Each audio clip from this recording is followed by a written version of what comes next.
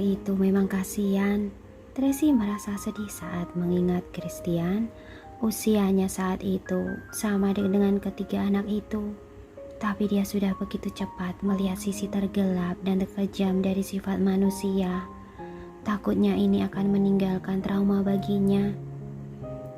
Benar, katanya dia menusuk Garcia dengan pisau kecil saat upacara pernikahan. Naomi merasa sedikit sedih. Saat itu usianya baru 4 tahun kan? Iya, Tracy menghela nafas. Awalnya, anak berusia 4 tahun tidak memiliki dendam apapun. Tapi, ya, artikel yang membahas tentang kejadian ini masih bisa didapatkan, ujar Naomi dengan suara kecil. Juga ada beberapa foto dan video. Setelah keluarga Sadia bangkrut, mereka tidak punya uang untuk membayar orang membersihkan jejak ini. Tracy tersenyum pahit sambil menggelengkan kepalanya. Kamu uruslah, hapus semua catatan terkait kejadian itu. Jika setelah dewasa dia tidak sengaja melihat lagi, takutnya malah akan memprovokasinya. Baik, Naomi segera mengurusnya. Tak lama akhirnya mereka pun tiba di Hotel Haya. Hotel ini adalah hotel bintang 5 yang baru dibuka belakangan ini, berada di sekitar pesisir laut, bisa langsung melihat laut dengan membuka jendela. Sepertinya restoran Laut Biru ada di sekitar sini. Naomi teringat Paula mengatakan bahwa malam ini Daniel akan mentraktir Fiska di restoran Laut Biru. Apa hubungannya dengan kita? Ujar Tracy tidak senang. Jangan mempedulikan urusan orang lain.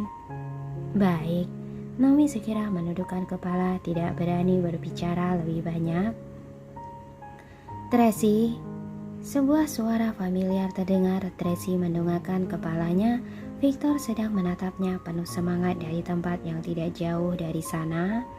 Victor, Tracy merasa gembira. Dia berjalan mendekat dengan langkah besar. Sudah lama tidak bertemu kamu. Sudah berubah. Victor yang dulu selalu terlihat seperti sosok seniman yang telah terlepas dari kehidupan dunia manusia, kurus, sendu, dan berambut panjang, sedangkan sekarang dia telah memotong rambut panjangnya menjadi pendek dan mengenakan jas, tampak tampan dan elegan. Sorot mata yang dulu sendu itu kini telah berubah menjadi lebih matang. 2 tahun lalu terjadi sesuatu pada Garcia. Perusahaan paman kedua disegel. Ayahku dibuat kesal hingga jatuh sakit. Jadi aku terpaksa harus memikul tanggung jawab seluruh keluarga besar. Victor tidak bisa menahan emosinya saat melihat Tracy. Saat itu keluarga memaksaku untuk memutuskan hubungan dengan dunia luar agar aku bisa melakukan pembelajaran secara tertutup. Karena ilah aku melewatkan pesta pernikahanmu dengan Daniel, juga tidak mengetahui kabar mengenai musibahmu. Maaf. Jangan berkata begitu. Tracy malah merasa sedikit bersalah. Kamu selalu membantuku. Aku malah tidak melakukan apapun untukmu. Aku yang mengalami musibah. Memang aku sendiri yang harus menghadapinya. Sejak awal, aku sudah mendengar telah muncul pemegang saham kedua yang hebat di grup mall, merupakan seorang gadis yang menawan. Tapi aku tidak menyangka orang itu adalah kamu. Victor sedikit emosional. Selama 2 tahun ini aku berbisnis di Dubai, tidak memperhatikan berita bisnis di sini, jadi melewatkan berita tentangmu. Aku tidak sengaja mendengar teman membahasmu pada kepulangan ke kota Bunaken kali ini. Tapi dia juga tidak bisa memastikan kamu adalah Tracy. Aku memikirkan segala macam cara untuk mendapatkan nomor teleponmu, berusaha menghubungimu.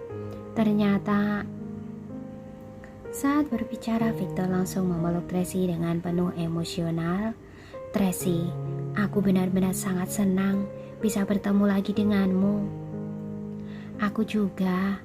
Tracy juga mengulurkan tangan memeluknya. Pertemanan tulus masa muda bergejolak di dalam hatinya. Meski telah mengalami berbagai macam hal, Victor tetap tidak berubah. Banyak angin di luar sini. kita bicara di dalam saja. Victor melangkah masuk ke hotel sambil melangkur pundak Tracy. Tracy, bagaimana bisa kamu menjadi pemegang saham kedua grup mall? Sekarang aku sudah bukan pemegang saham kedua grup mall, ujar Tracy sambil tersenyum pahit. Namun, aku memang bermarga mall. Sekarang sudah berganti nama menjadi Tracy Mall. Sebenarnya apa yang terjadi? Bagaimana kamu melewati 2 tahun ini? Tanya Victoria sedih. Bukankah waktu itu kamu menikah dengan Daniel? Banyak yang telah terjadi. Tracy pun menceritakan kisahnya secara singkat pada Victor. Benar juga. Victor menganggukkan kepala lalu bertanya lagi. Lalu, bagaimana denganku? Aku juga orang masa lalu.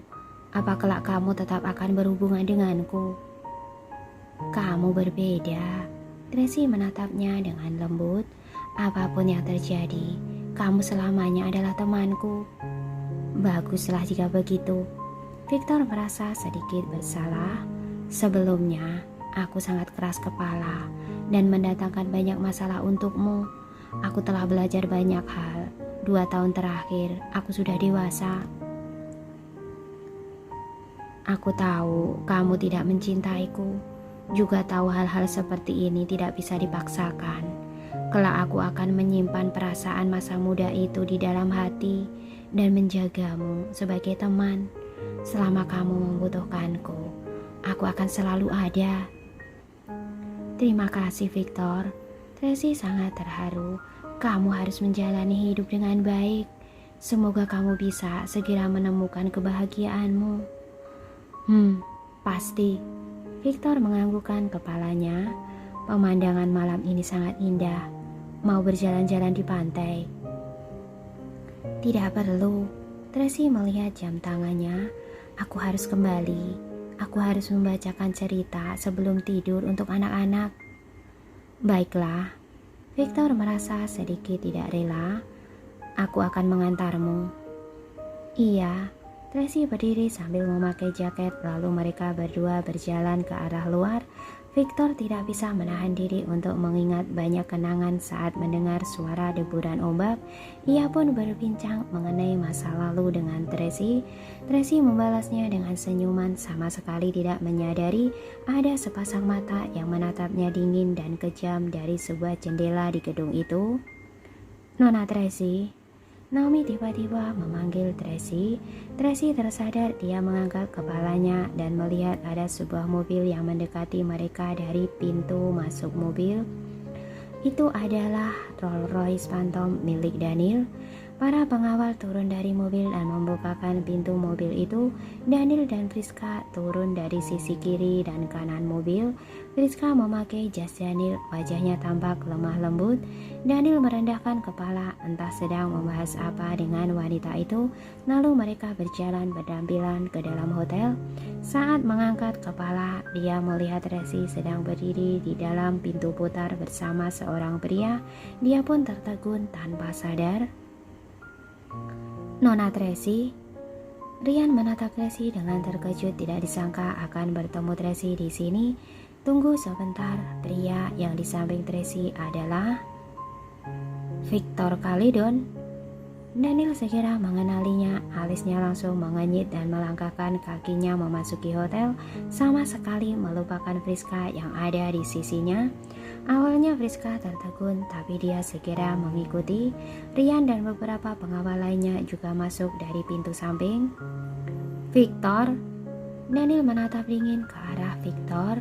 Kenapa kamu bisa ada di sini? Ini adalah hotel keluargaku, jawab Victor datar.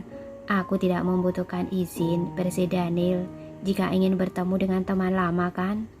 Daniel sekilas memelototinya dengan dingin, lalu mengalihkan pandangannya pada Tracy. Tanganmu terluka, kenapa masih keluar? Masih tidak segera kembali? Apa hubungannya denganmu?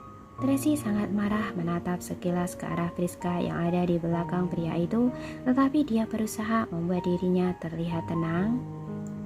Tracy, Nona Tracy.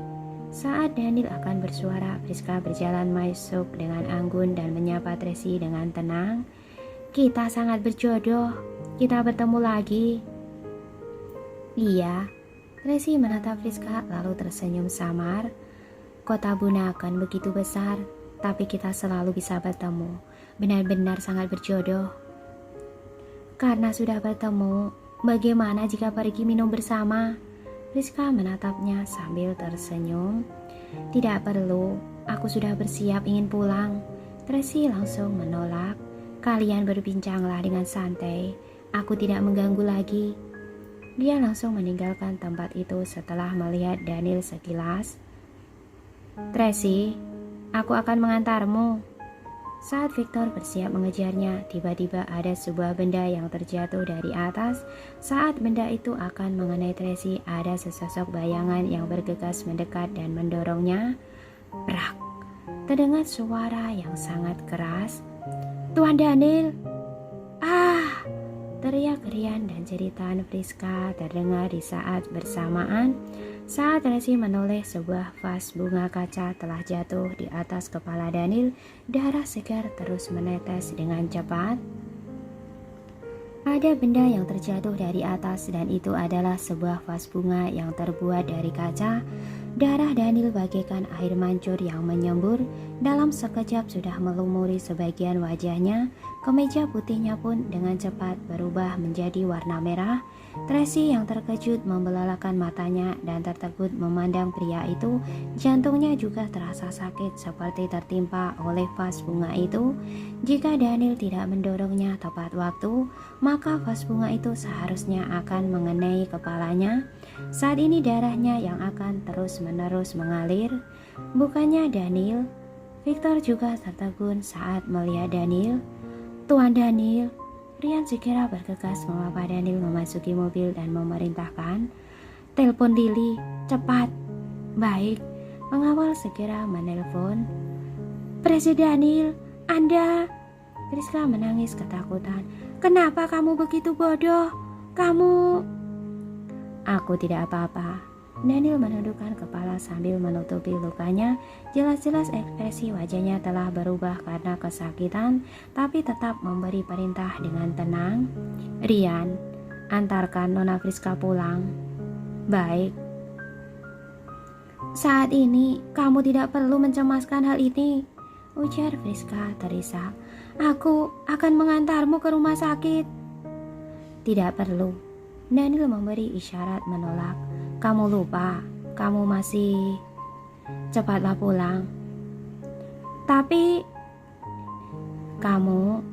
Priska masih ingin mengatakan sesuatu, tetapi Daniel sudah tidak berniat mendengarnya.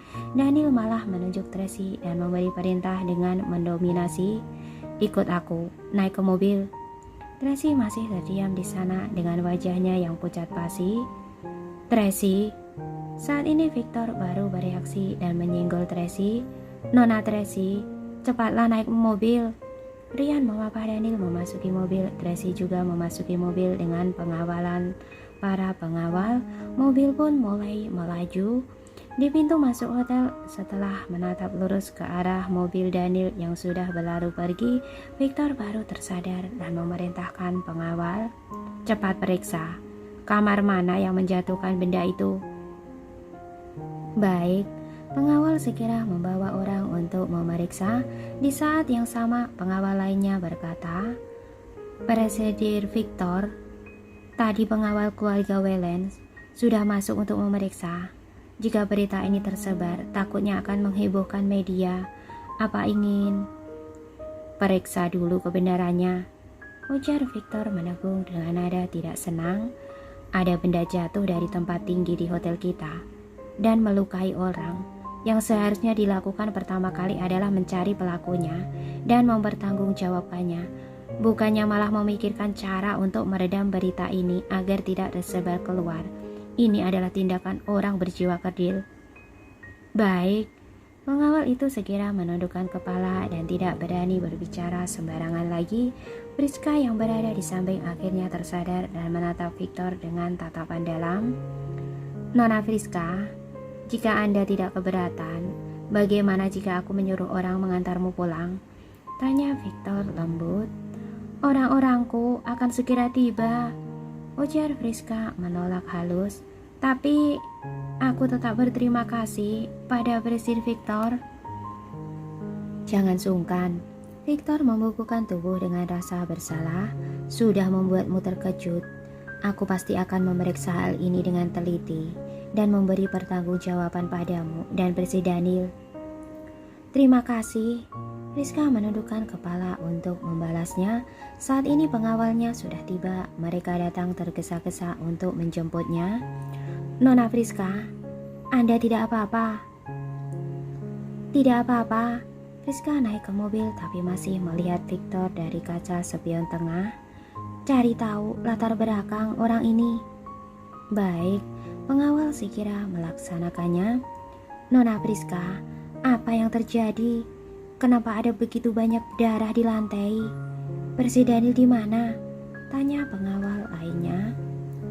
Dia terluka.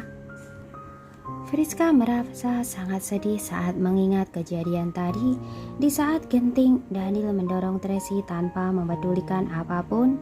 Di dalam hati pria itu, keselamatan wanita itu jauh lebih penting dari nyawanya sendiri. Jika pria itu begitu mencintai Tracy, kenapa masih ingin berkencan dengannya? Sikap lembut dan sopan pria itu padanya apakah hanya kepalsuan? Anda baik-baik saja? Tanya pengawal dengan hati-hati. Apakah terluka? Apa ingin ke rumah sakit? Tutup mulutmu. Friska menganjitkan kening dengan kesal. Sekarang perasaannya sangat rumit, sangat kacau. Dia merasa bagaimanapun sempurnanya dirinya, tetap saja tidak akan pernah bisa mengalahkan Tracy. Apakah ia benar-benar akan kalah? Mobil sudah dikemudikan begitu lama, tetapi Tracy masih terduduk diam di sana, menatap bingung ke arah Daniel. Rian menekan pendarahan pada luka Daniel dengan baju, namun Daniel tetap saja pingsan karena kekurangan banyak darah, tubuhnya terkulai lemas. Daniel! Tracy buru-buru memeluk pria itu, air matanya telah menetes. Kamu jangan menakutiku, Daniel!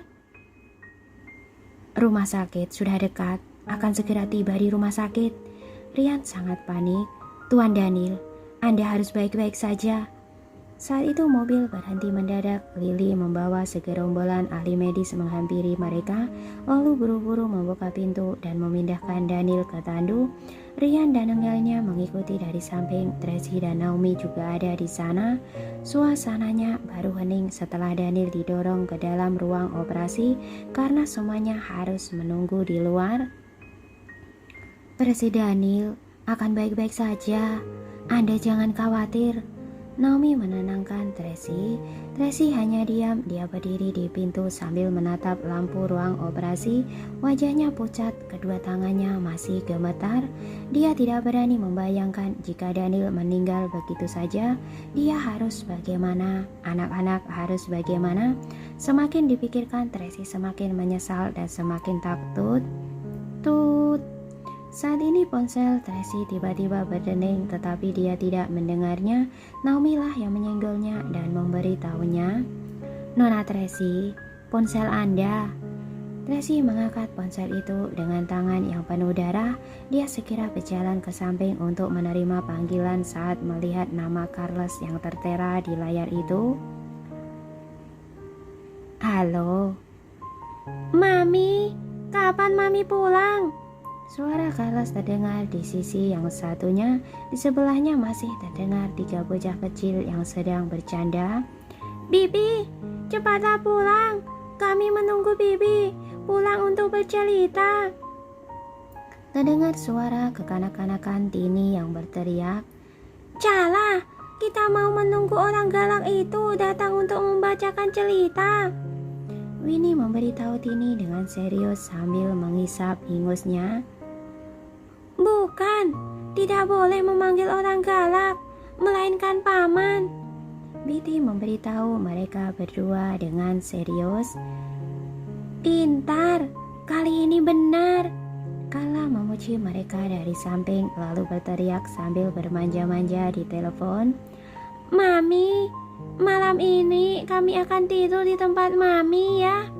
Kami sudah memberitahu Papi. Mami, apa malam ini Papi akan datang? Carlos bertanya. Kami merindukannya. Kami ingin mendengar cerita Papi. Ceritanya yang semalam masih belum selesai, ujar Carla melanjutkan dengan manja. Kenapa Mami diam saja? Tanya Carlos lagi. Sudahlah, kalian jangan ribut. Anak tertua Carlos pun mendekat dan menegur. Pergilah bermain, berikan ponselnya padaku. Kak Carlos galak, semakin mirip Papi. Carlos merasa tidak terima. Ini Carlos menerima ponsel dan berjalan ke sudut yang hening di luar, lalu berkata pada Tracy, apa Mami baik-baik saja? Mami di mana? Mami di luar. Tracy menenangkan dirinya, berusaha agar suaranya terdengar tenang. Carlos, malam ini Mami tidak pulang ke rumah. Ada sedikit masalah yang harus diurus. Papi juga tidak bisa pulang. Kalian istirahatlah lebih awal. Harus patuh ya. Apa telah terjadi sesuatu? Meski Tracy sudah menyembunyikannya dengan baik, Carlos tetap saja bisa merasakannya, lalu segera bertanya dengan panik, apa terjadi sesuatu pada Papi? Tidak Carlos, kamu jangan berpikir sembarangan. Saat Tracy sedang berbicara, terdengar suara perawat dari luar. Butuh kantong darah, cepat. Saat ini Carlos sudah bisa tidak bersabar lagi dan mendesak penuh emosional. Mami, apa yang terjadi pada Papi sebenarnya? Mami jangan menutupinya dariku. Cepatlah beritahu aku. Carlos, kamu jangan panik. Papi terluka. Sekarang sedang di rumah sakit. Tracy segera mengatakannya, tapi tidak berbahaya. Hanya luka luar. Besok sudah membaik. Aku tidak percaya. Carlos langsung menangis. Apa Papi jatuh sakit? Aku sudah merasakan ada yang salah dengannya sejak awal. Kalian di mana? Aku mau ke sana.